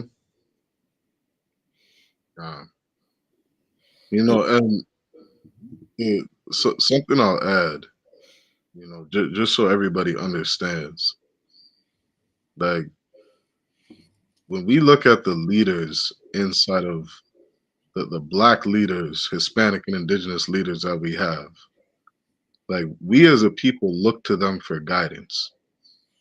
And you got to be questioning when your leaders are telling you that, what was that called, the Hubble one? The G what? GI Bill. That when your leaders are telling you that the GI Bill is something good for you. You know what I mean? When your leaders are telling you that the Christian church is good for you, when they're telling you that you should vote Republican, you should vote Democrat, you have to, like Christ said, beware of false prophets. Damn right. Like you really have to watch these leaders. You really got to watch who it is, you know, you put your trust in, because historically this kingdom has shown that our leaders have consistently been infiltrated. Yes, sir. That they have consistently, you know, received funds from the government to change their message just a little bit. Going back to slavery, when, you know, they're getting preachers like the slave owners, they would prefer a black slave to be the preacher to the slaves.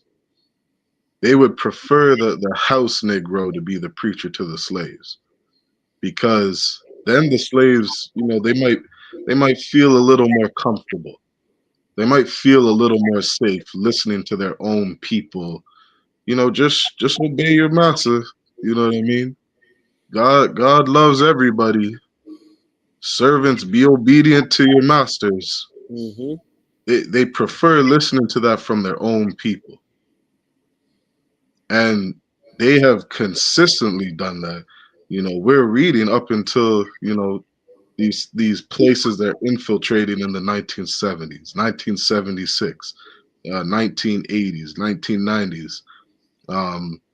I saw Adiyar just post something on Kanye West apologizing to the small hat community for his anti-Semitic remarks.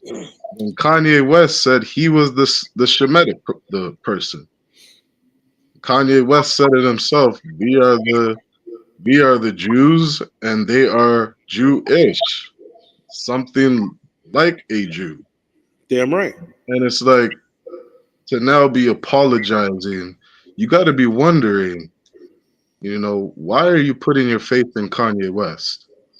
Why are you putting your faith in T.D. Jakes? Why are you putting your faith in Jesse Jackson, Malcolm X, Martin Luther King? And if you're putting your faith in these people, are you testing the fruits of of their labor?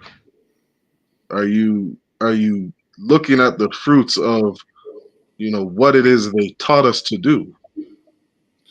If I may say, let me finish one more thing. Like, you look at the fruits of integration. Mm-hmm. Now we see that Cointelpro infiltrates Martin Luther King's dad, infiltrates Martin Luther King and his movement, and 40 years later, here we are living his dream. And what did it do for our community? Not a damn thing. It destroyed us. Mm-hmm. These are the fruits of Martin Luther King's quote unquote dream. We see the fruits, and once we're able to see it and say, wait a minute, the black household is destroyed. You know, we integrated with the people that hated us. We're now sending our kids to schools, you know, where they're learning to be LGBTQ, and, you know, the teachers hate them and this and that. And it's like, okay, what else did Martin Luther King stand for? This is a devout Christian man who taught us to forgive our enemies and love the people that abuse us. You know what I mean? Like this is what we were taught. You know what I mean? Yeah, but go ahead, Abba. You wanted to say something? Every president of the United States, and what you're saying is so heavy, sir, because every president of the United States was considered Christian. Yes or no? Right? And guess what? Right? They didn't forgive George Bush Jr. didn't forgive Saddam Hussein for his remarks against George Bush Sr. Right? That's why they went after George Bush. They didn't forgive Osama bin Laden, who they blamed for bringing down the World Trade Centers. They didn't forgive. They're telling you to forgive and forget. Forgive and forget slavery. Forgive and forget Jim Crow. Forgive and forget the lynchings that happened during the 1919 Red Summer. Right? Forgive and forget those things. But yet and still, right? And then they tell you God loves everybody. That's why you got to forgive and forget. But they don't forgive and forget. Right? They don't follow the same Christian practices that they want you to follow, black man, Native American man, Hispanic man. What they want you to do is be docile, take their orders, right? Take their orders and walk around here marching and crying for civil rights. That's what they want you to do. Cry about civil rights, right? Yes, sir. I can never get this picture out of my head. Which one? I was watching. I remember watching videos of news reporters in Russia, and they were going around interviewing Russians regarding the war. And I kept watching over and over Russian women praying to God for the destruction of the Ukrainians. And it's like I can see a free man praying to their God who they believe in to destroy their enemies.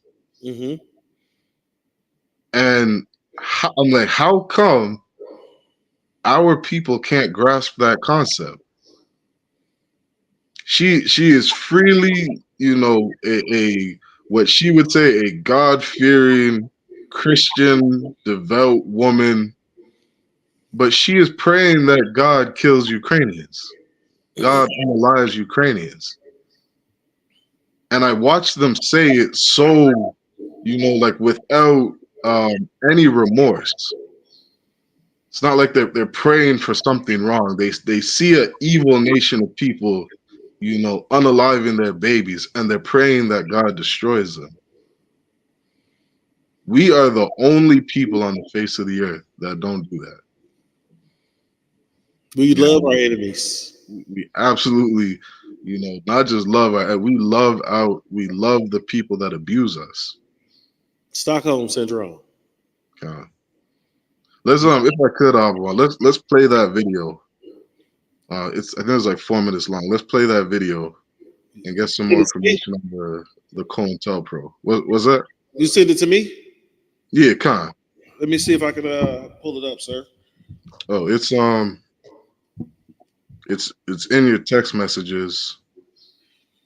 It's a. Somehow you gotta turn to the side. Can you hear me, sir? Slakia, sir, can you hear me?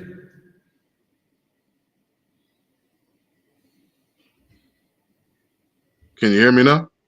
Yeah, I can hear you now, sir. Oh, yeah, it's because I'm on my cell phone. When I open a different tab, I think it shuts me down. Yeah, you gotta turn to the side. There was a YouTube video I sent you on Cointelpro.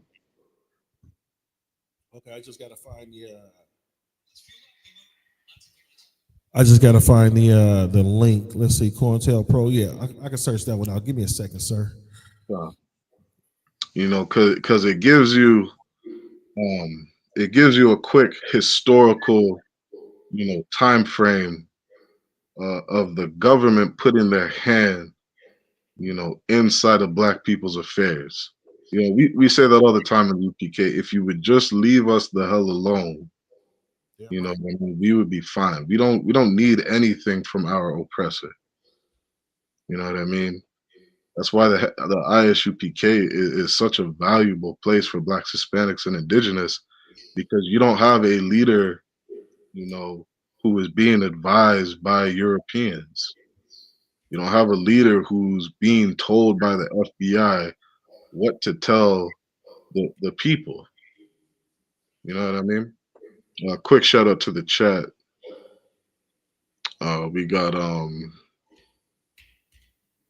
Tawanda Williams. Who was that last one? Shut off from my screen. There was somebody else, another sister popped in. Y'all Shema by Shema Shai, Thwada for tuning in. I don't know if you can see that last comment. See the last one? Let me check it out real quick. Still trying to find this video. We got someone named, what it says, meaningless. That's just some. Yeah, but avoid that one. Skip that comment. Let me go up. There was somebody after. I could have swore I saw somebody after that. No, that's it, sir. Okay, come. Yeah, I think. Let's see. I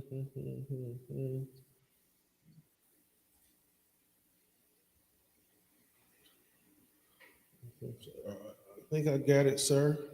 Come. Okay, let me. Let's do this. Share screen. I mean, again, if you're tuned in, make sure you like, share, subscribe. All right, make sure you share the videos. Can you see that, sir? Khan, that's the YouTube one? Yes, sir. Khan, yeah, I can see that. And activists wrestle with the recent release of FBI files on Dr. King. It's a good time to remember the counterintelligence program, Cointelpro, which was used to thwart the Black freedom struggle. Although the FBI acknowledges Cointelpro as beginning in 1956 with that, the COINTELPRO was used to thwart the Black freedom struggle. You know what I mean? That was its purpose, because the government of America does not want you to be free. And think about this. I thought slavery was emancipated in what, the 1860s? 1865. Right, 1865. I thought slavery was abolished. So what do you mean thwart the freedom of a Black man in the early 1900s? How does that make sense? I thought we were already free. Keep playing. operations targeting the Communist Party and expanding in the 1960s to include civil rights and Black Power activists, the roots of surveillance and disruption go back much further, to the early 20th century.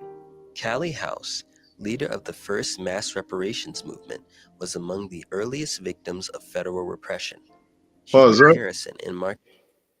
Now, this is a sister fighting for reparations. What do they always say? 40 acres and a mule. I want my 40 acres. That was something promised to us, was it not? Yes, sir. They told us that they would give us land. They would give the slaves land where they could just go and you know what I mean, start building up their own wealth. None of the slaves got it, but Europeans did get it. We got Europeans got land. Go ahead. We got robbed during sharecropping. Right. You know what I mean? And what was this? This was one of the first recorded COINTELPROs, meaning the FBI has had a part in your destruction in 1916. This isn't just 1950s, 1960s, 1970s. The FBI was, or you could say COINTELPRO, is the reason you didn't get your land, is the reason you didn't get reparations. Damn right. That's a part of history, right? Keep playing. Marcus Garvey were two others targeted by the Bureau of Investigation, the FBI's forerunner, which used black informants to undermine their work. If I may, sir. Go ahead. Right there, he said he used black informants, right? There used to be a saying. Yeah, break that down. All colored folk ain't colored folk. Right. All of us ain't us. You know, all of us ain't for us. Right. There's a lot of us that take that dollar bill sign and put that dollar in the pocket and will turn, you know, what was that? The OJs had a song called For the Love of Money. And then a lot of our people would trade on our people for the love of money. Right. And they knew that. They did it with the dope dealers, sold you poison for the love of money. You got sisters out here selling their body for the love of money. You don't think that these big time leaders in your community, King, took the money from the FBI, Creflo Dollar taking that money. These big time leaders that are in our communities are taking and selling us up the street for the love of money. Right. And think about that, Ahabawan. Like these what TD Jakes? Does TD Jakes not have his own private jet? Damn right. Like what are the fruits of TD Jakes? How much billions of dollars does that man have? And you got all these millions of dollars. Why is there a ghetto in your neighborhood struggling? Like that's the fruit of your labor. Who you should be? TD Jakes should be a front runner of. Okay, stops is about to end. Black people can't get their food stamps, even though and think about this, we're barely the ones getting the food stamps.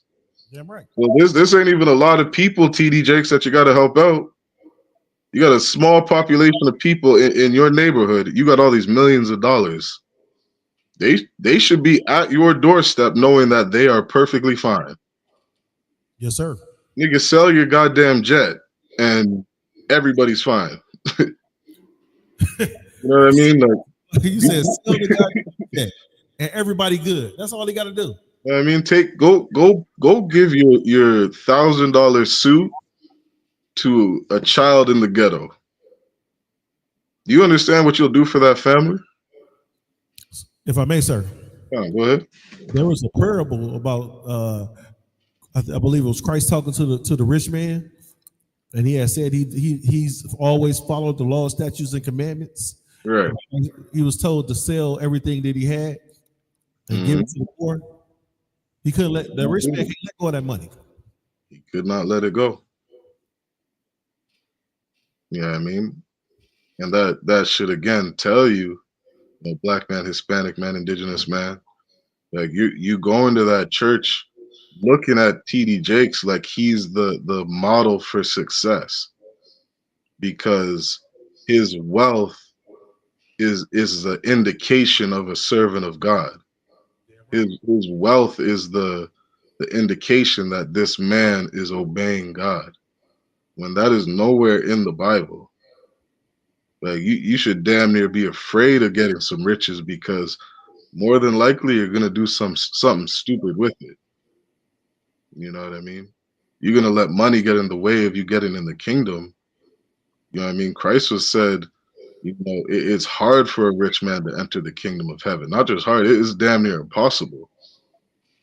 And you want to pray for riches? Like you should be mindful of the things you ask for. You know what I mean? Let's keep going on the video. Military intelligence even opened a file on Dr. King's grandfather, A.D. Williams, as early as 1917. Now wait a minute. Spingarn, a key. The FBI opened a file on Martin Luther King's grandfather. Now, what influence do you think that had on Martin Luther King? Why is the FBI infiltrating Martin Luther King's grandfather? Why are they doing that? And why are you in 2025 blindly believing that Martin Luther King is good? You believe Martin Luther King was good because some white teacher in the 4th grade told you he was good? Like, why do you believe Martin Luther King was such a good man? Where is this coming from? And they said in 1917, sir, Martin Luther King wasn't born until 1929. Right.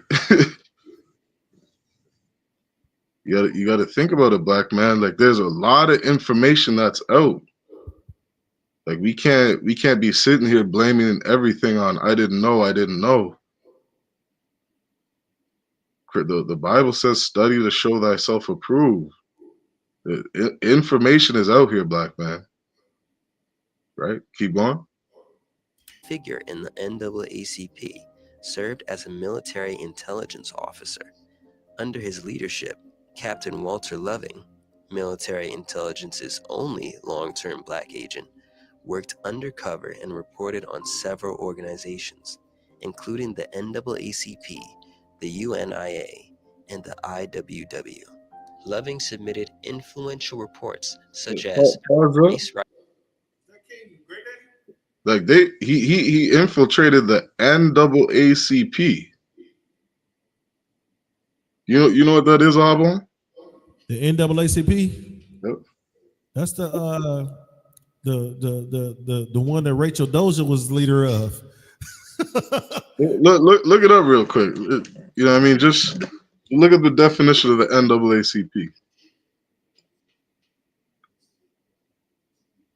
You know, that's the National Society of what's it called? The National Association of Advancement for Colored People. So hold on. I got it right here. It says the National Association for the Advancement of Colored People, a U.S. civil rights organization set up in 1909 to oppose racial segregation and discrimination by nonviolent means. Why did the FBI infiltrate the NAACP? Nonviolent folk. Nonviolent folk. Why did you infiltrate that? And if they're willing to put these military government officials undercover to infiltrate an organization that is trying to advance colored people, how can you tell me in 2025 they haven't infiltrated every black church? How are you going to tell me they haven't infiltrated IUIC? Go ahead. You going to say something? Yeah, so if the FBI was designed to infiltrate and take down an organization that's designed to advance colored people, then the FBI's agenda must be to do what? Halt the advancement of colored people. Right? They're not there to push. The FBI was not put here. They didn't put this Cointelpro operation together to uplift colored people. Am I right? You there, sir? Shariwan. Well, I'll continue. Let's go a little bit farther. Riots and their causes, radical publications among Negroes, final report on Negro subversion, and socialism among Negroes. It wasn't just activists who were under surveillance. After publishing his iconic poem, If We Must Die, in response to the 1919 race riots, Claude McKay became the first black author scrutinized by J. Edgar Hoover's. Now, what I want you to understand is they brought up the 1919 race riots, right? The 1919 race riots, there was no race riot, from our side during 1919. 1919 was the Red Summer. Right. And during the Red Summer, black people were unalived and left in the middle of the street. Their blood ran down into the sewers, and that's why it was called the Red Summer. Right. Want me to continue, sir? Fine. If I could say something real quick too. So like I just had a brother calling me, but these race riots, like we got to understand that they infiltrated our riots. Like you mean to tell me Black Lives Matter was our black leaders running the organization? Hell no. It was some white LGBTQ lady. running Black Lives Matter. She You know got what I paid mean? too. What's that? She got paid too. Yeah, come on, man. Got paid. They talked about how much money she made. You know what I mean? Talked about how much they made and gave nothing back to the community. So these Europeans are making money off of a quote unquote movement that's for us. You know what I mean? Like we really got to wake up in this kingdom. You know what I mean? Like Ezekiel said that Esau has a perpetual hatred for blacks, Hispanics, and indigenous. Perpetual means it's ongoing. It doesn't end. So it ongoing. With 2025, he is not going to stop hating you. It's never going to end. And we got to, wake up and understand that these people are never going to change. They might put on a different face. They'll try to dress, you up to go be a representative for them to destroy us. You know what I mean? History shows all the different diabolical things that they've done. And history is going to continue to show it. Another 10 years goes on, you're going to see the stuff that he did in 2010. You're going to see how, some FBI informant got Lil Wayne to go, teach black women to be whores. You know what I mean? You're going to see it. This is what he's always done. Right? Keep going. Ghost readers. Hoover would go on to open a file on Langston Hughes in 1925, along with countless other members of the Harlem Renaissance. Military intelligence opened a file on Dr. King himself in 1947, while he was a student at Morehouse College. Just 1 month after his release from prison in 1952, a confidential informant provided the FBI with 3 letters written by Malcolm X. By 1954, Malcolm was placed on the FBI's DETCOM, Detention of Communists, and ComSab, Communist Sabotage, lists. Meanwhile, the FBI and other intelligence agencies had already begun recruiting informants within the Nation of Islam and other black organizations. Cointelpro was also global in scope. The ink wasn't even dry on Ghanaian President Kwame Nkrumah's inauguration when the CIA contacted Tom Mboya of Kenya and K.A. Bedema of Ghana to undermine Hold on for a second, boy. Because and I want to say something, in love to all my brothers and sisters. You have to be an absolute dumbass to believe that the FBI has not infiltrated, the quote unquote Israelite community. Like you really have to be living under a rock to think that, the greatest movement on God's green earth, blacks, Hispanics, and indigenous waking up to their culture, turning back to their God in the place of their captivity, repenting, and praying for the destruction of their enemies, that the FBI has not littered this community. Right? You really got to be living under a rock to believe that. And you really have to wake up and watch and see, the different, what words would I use? The different strategies that the FBI has always used to destroy quote unquote black movements. Like the ISUPK is the ultimate fucking black movement that you have ever seen. We do not hide it. We love blacks, Hispanics, and indigenous. We are for our people. Right? Jeremiah says, though hand join in hand, I'm paraphrasing, something about though hand join in hand, something about that's not our salvation. You know what I mean? It's vanity. I'm just paraphrasing. So we know in the ISUPK following the Bible, we're not joining hand in hand with our oppressor. We're not marching with our oppressor. We're not marching with Europeans. We're not marching with Asians, Africans. We are not joining anybody. We are the ultimate love group for blacks, Hispanics, and indigenous. We want nothing but good things for our community. That's right. You better believe that they want to destroy this movement. You know what I mean? This is the greatest threat to their quote unquote national security. And we're not going to do a damn thing. We're not going to do anything but change our lives. We are not going to be criminals. That's what we're going to do. We're not going to do your drugs. We're not going to go to your strip clubs and turn our daughters into whores. We're not going to leave our wives. Not going to abandon our family.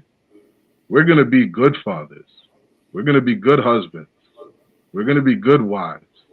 We're going to be the ultimate upstanding citizen that a police officer could only wish he could, you know, be a certain level of masculinity that we have. Damn right. They could only wish to have the confidence that we have, the bravery and courage that we have. You understand? Like this, ISUPK is something real. It is something powerful. You know what I mean? And, you know, just for time's sake, we really got to listen to what Christ said. Beware of false prophets. So with that, I'm going to end the class. Arbon, you got anything you wanted to add? That's it, sir. I'm good. You go ahead and end it. All right, Most High in Christ. So with that, you know, this is the Israelite School of Universal Practical Knowledge under Commanding Johnny Yohana. This is another history class. Make sure you like, share, subscribe. For water for tuning in, Israel. All right, shalom.